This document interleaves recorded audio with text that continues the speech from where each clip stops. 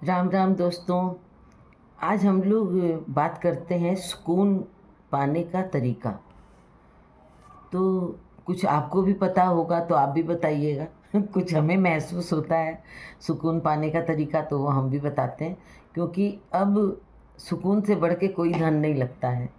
और हमें तो ऐसा लगता है सुकून पाने के लिए ना बहुत कुछ अवॉइड करना पड़ता है। बहुत कुछ सुन के भी अनसुना करना पड़ता है, देख के भी अनदेखा करना पड़ता है।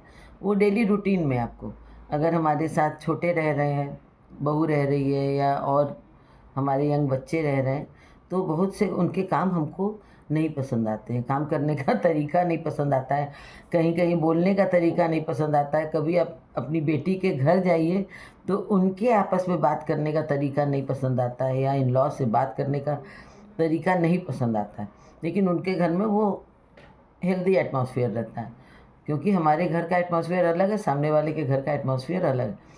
तो उन चीज़ों को हमें अवॉइड करना पड़ता है। क्योंकि आप ध्यान से देखिएगा, सोचिएगा, फिर आप बाद में बच्चों से कंप्लेन करिएगा या बच्चों को समझाइएगा, तो वो अपनी तरफ से तर्क रखेंगे और उसमें आपका सुकून जो है छिन जाएगा। फिर नींद नहीं आएगी। इस उम्र में तो यही होता है कि कोई बात दिमाग में आ गई तो फिर वो चलती रहती, फिर समझ लीजिए कि दिन का चैन, रात की नींद गई।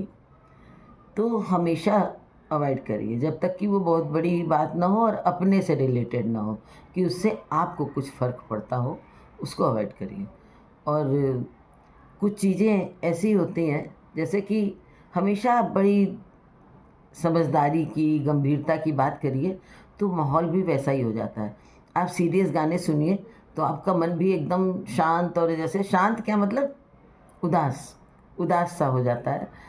तो हल्के-फुल्के म्यूज़िक सुनिए या कॉमेडी सीरियल देखिए। अगर आप टीवी देखने की शौकीन हैं, तो कॉमेडी सीरियल देखिए। कई साल तक तो हम खाली तारक मेहता का उल्टा चश्मा ही दिन में एक बार देखते थे। अब तो वो भी बंद हो गया, सालों हो गया टीवी देखे। तो हल्की-फुल्की चीज़ें देखिए। अगर मूवी का शौक है, तो वो भी रिलैक्स वाली, वो सीरियस मूवी, सीरियस गाने, ये सब बंद करिए।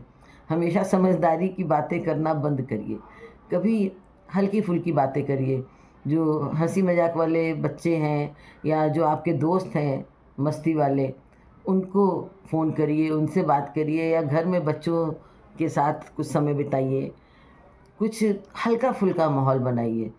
कभी-कभी घर पर ही अपने ऐसा एंटरटेनमेंट करिए, जो बच्चों को सौंप दीजिए, वो तो तुरंत चालू हो जाते हैं एन्जॉय कराना। तो यंग बच्चों से दोस्ती करिए, या जो खुशमिजाज लोग हैं, जो नेगेटिव हों, उनसे बिल्कुल उनकी एंट्री अपनी लाइफ में बंद कर दीजिए। जो हर समय अपने घर का रोना रोते रहें, जो अपने घर की बुराई करते रहें, ऐसे लोगों से दूर से ही दोस्ती रखिए। बस हाय हेलो करिए, क्योंकि ये बोलते हैं और फिर आपकी सुनते हैं और फिर दूसरी जगह जा कर के आपकी सुनाते हैं। तो हमेशा ऐसे लोगों से बात करिए जो हल्की-फुल्की बात करते हों, हँसी-मज़ाक की बातें करते हों, कहीं और की बातें करते हों, अपने घर की या इधर-उधर की पंचायत ना करते हों। ये बहुत ज़रूरी है। और एक सुकून हमको मिलता है किसी के चेहरे पे मुस्कुराहट लाके, किसी का दुःख दूर करके।